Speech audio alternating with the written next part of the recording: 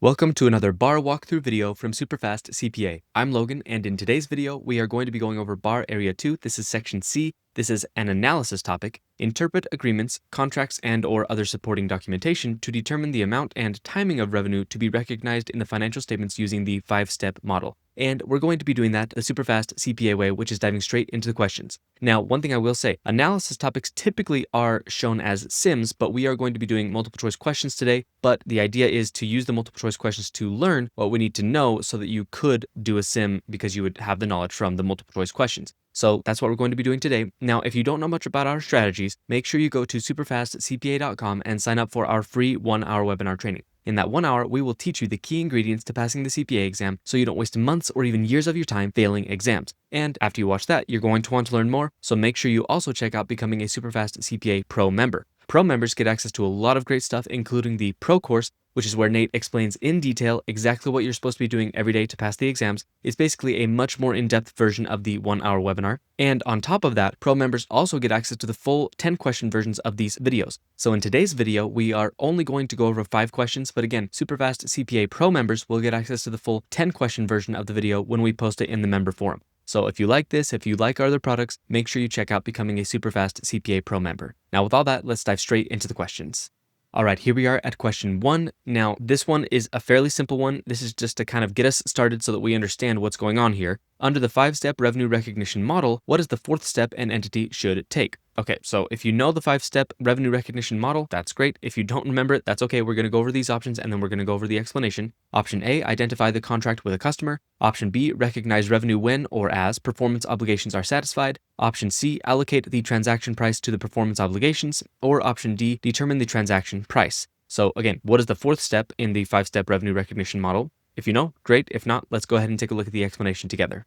All right, here we are. The answer is C, allocate the transaction price to the performance obligations. So that would be the 4th step that you would be performing in the 5-step revenue recognition model. So let's go through the 5 steps in order. Step 1, identify the contract with a customer. Step 2, identify the performance obligations. Step 3, determine the transaction price. Step 4, allocate the transaction price to the performance obligations, and that was the answer to this question. And step 5, recognize revenue when or as performance obligations are satisfied. The 4th step is again allocating the total transaction price to each distinct performance obligation based on their relative standalone selling prices. Now, one thing I will say, the 5-step revenue recognition model is something you should probably know, but it's probably not going to be tested exactly like this. What's going to be tested is you applying different steps of the process. In today's video, we are definitely going to mainly be talking about recognize revenue when or as performance obligations are satisfied. That's going to be our main thing that we cover in today's video. So you'll kind of learn or just kind of know how to apply the 5-step revenue recognition model. Even if you don't think of it as applying the 5-step revenue recognition model, you'll kind of just naturally learn that as you do questions, as we do the questions today, and as you do the questions in your review course. So don't focus too much on knowing the 5 steps, although you could know them or should know them.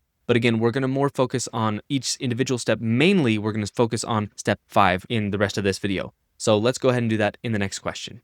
All right, here we are at question 2. And one thing I always like to point out as it's possible in these questions is you want to read the last sentence of a question first. This will give you context for what the question is talking about so that you kind of have an idea what you're supposed to be looking for throughout the question. This is a very good strategy, especially for test day, because you have no idea what you're going to be seeing on the exam when you get there. So reading the last sentence first gives you that great context a lot of the time to know what you're dealing with. So let's do that here. In its income statement for year 1, what amount of gross profit should Stonebridge report on this contract? Let's go up to the top. Stonebridge Construction Co. entered into a 3-year fixed price contract to build a parking structure for $5 million.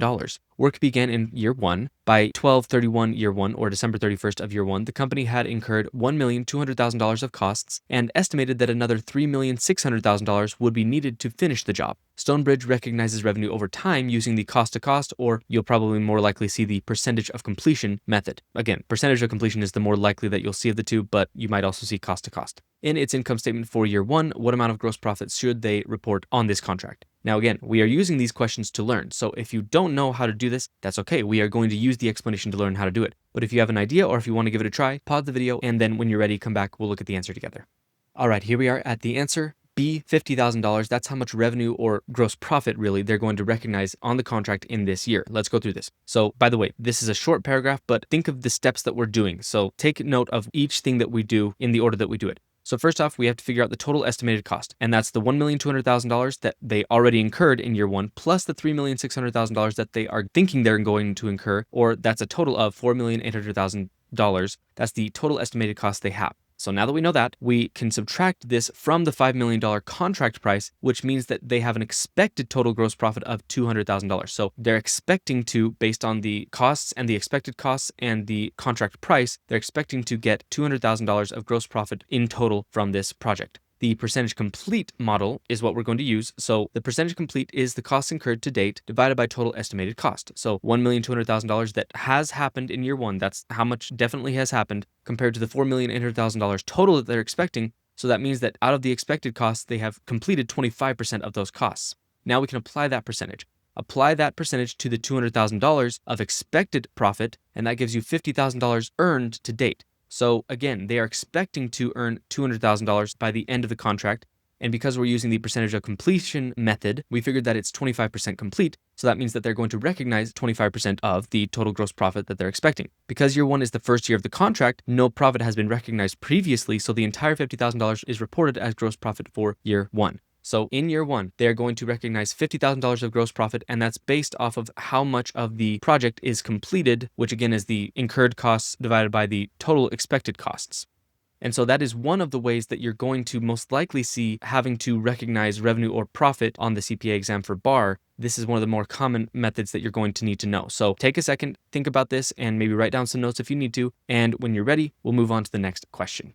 All right, here we are at question 3. How much revenue should Redstone recognize in year 2? Let's go to the top. Redstone Manufacturing entered into a fixed price contract to build custom equipment for a customer for $2 million. The contract began in year 1 and is expected to be completed in year 3. The customer does not control the asset as it's being built, and Redstone retains legal title and physical possession of the equipment until completion and delivery. By the end of year 2, Redstone had incurred $900,000 in costs and estimated an additional $600,000 to complete the project. So again, how much revenue should they recognize in year 2? So think about this. Think about what we learned in the previous question, and you might be able to figure this out, but also this is different. It has different things going on here. So think about what it says in the first paragraph especially, and give this a guess, give this a try, and when you're ready, come back. We'll look at the answer together.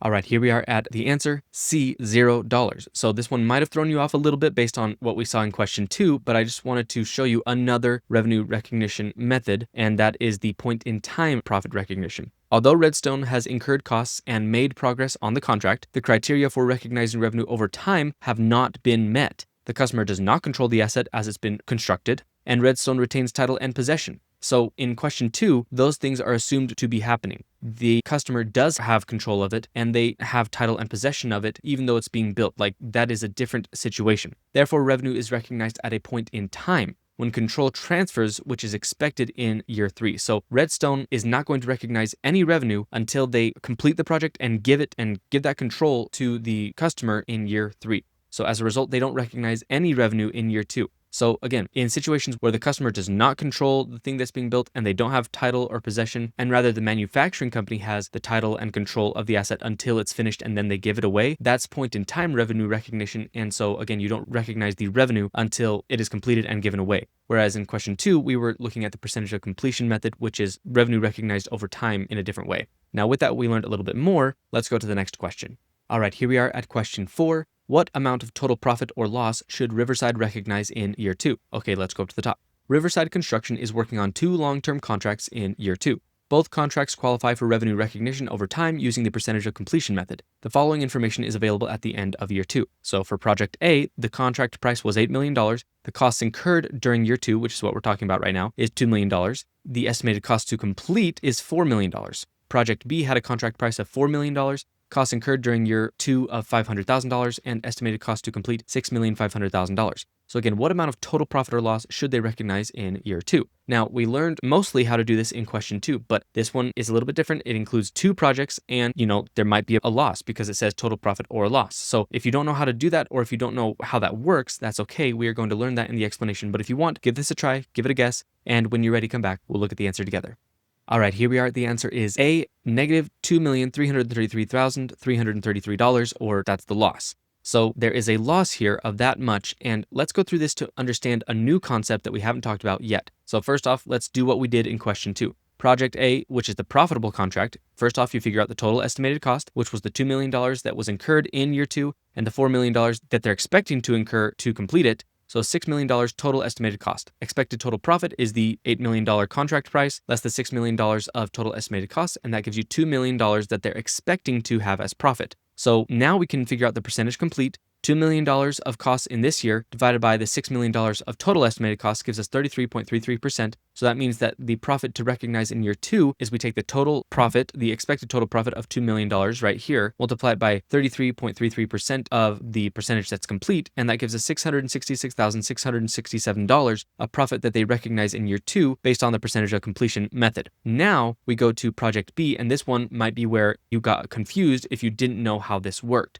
So total estimated cost was $500,000 plus $6,500,000 to complete it. So $7 million of total estimated cost. Now we need to figure out the total estimated gross profit, but something different happened here compared with Project A. They are expecting to have a loss. If you take the $7 million of cost, compare that to the $4 million of the contract price, and that's a $3 million loss. How is this treated when we see something like this? Under GAAP, the full expected loss is recognized immediately, regardless of percentage complete. So the loss recognized in year 2 is $3 million. So you'll see a difference here. When it comes to the percentage of completion method, when a contract or a project has profit, you're only going to recognize the profit or revenue for the percentage that's complete. But when it comes to something that has a loss, if they are expecting a loss, you don't have a percentage of completion loss, you just have the total loss. It's all recognized in the year that they expect the loss. So total profit / loss that's recognized in year 2, you take profit that was from Project A, that's $666,667, less the loss that is expected from Project B, and that's $3 million. So the net amount is $2,333,333. So again, this is different than what we had seen before where we didn't have any losses, but when there is a loss in this situation, it is recognized fully immediately in the year that it's expected. Profit is recognized based on the portion of expected profit earned to date, like I said, but if a contract is expected to result in a loss, the entire loss must be recognized immediately regardless of progress. So that's another thing that we needed to learn and that we need to know. Now let's go to the next question.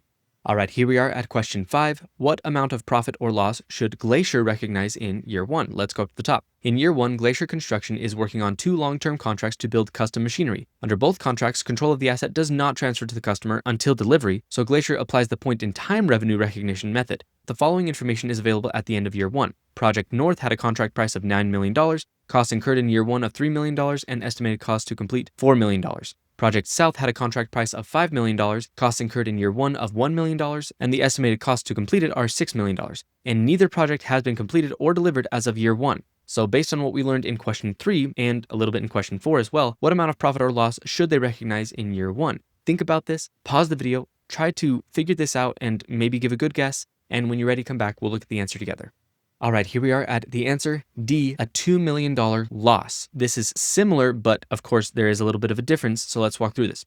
Project North, which was the profitable contract, again, you figure out the total estimated cost, that's $3 million plus $4 million, that's $7 million. But wait, we actually don't need to do that because this is a point-in-time contract, so they are not going to recognize any profit in year 1 because they're not going to recognize any profit or revenue until they have completed it and given it to the customer. So we don't even need to do these calculations because again, there's not going to be any profit that's recognized in the first year because they haven't completed it and they haven't given it to their customer. So we just know $0 from that. Now we go to the interesting thing. For the contract that had a loss, you still recognize the loss fully in the year you're expecting it. So whether you're doing the percentage of completion method or the point-in-time method for revenue recognition, if there is an expected loss, you recognize it immediately. So let's go through that here. Total estimated cost was the $1 million plus the $6 million, so $7 million total estimated cost. So the expected loss, which is the $5 million contract price less the $7 million of expected cost, is $2 million.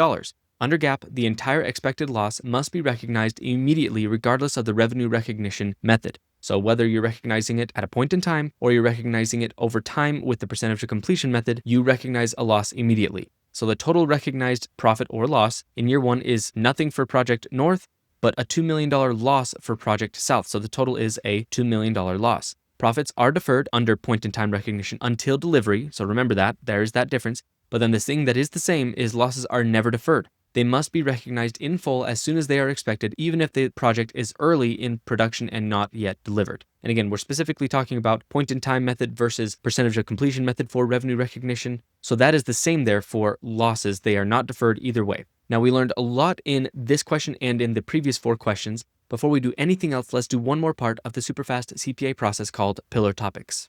Now, the idea behind pillar topics is as you're going through the questions to learn the material, you will notice the things that keep popping up, the concepts or the equations that you keep seeing over and over again. You've seen 2 or 3 or 4 questions trying to teach you about how a loss is recognized when it comes to revenue recognition for these different methods, or whatever the case is. Again, you see these things throughout the questions, and so you take a moment and you write out these key points that you learned, these pillar topics, in your own words. And as you do this each day, you are building your own personal repository in your own words of the most important things you learned from the questions so that you are ready for the exam. So let's go ahead and take a look at the pillar topics for this video. All right, here we are at the pillar topics. Let's just dive straight in. First off, revenue is recognized over time using the percentage of completion method when the customer controls the asset as it's built or when certain criteria are met. We didn't go over those too much because that's not really the focus of the BAR exam, but we did talk about the customer control. In this case, revenue/profit is based on the percentage of costs incurred relative to total estimated costs, and we saw that multiple times. Now let's talk about the next point. Expected contract losses must be recognized in full immediately, regardless of the stage of completion or the revenue recognition method used. This includes contracts accounted for under both overtime and point-in-time recognition. Now let's go to the next point. Under the percentage of completion method, recognized profit is calculated by applying the percentage complete to the total expected profit, not to the contract price. And then when using the point-in-time method, no revenue or profit is recognized until control of the asset transfers to the customer, typically at delivery. However, any expected losses on these contracts must still be fully recognized as soon as they are identified. And then finally, only the change in total expected profit or loss from one period to the next should be recognized in the current period.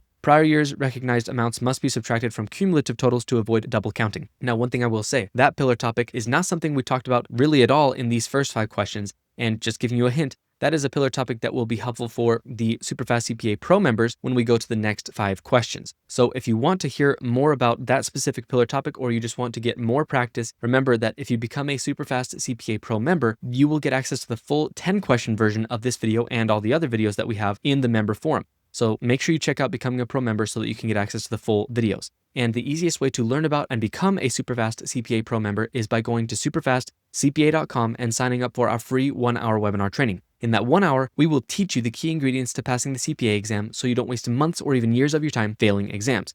And then again, that will give you a good path to learning about and becoming a SuperFast CPA Pro member. So check out the webinar, then check out becoming a pro member, and then become a pro member. With all that, that is the end of the YouTube version of this video. Now, I hope you liked it. If you did like it, make sure to like it and leave a comment in the YouTube video. I do hope this was helpful, and I will see you in the next video.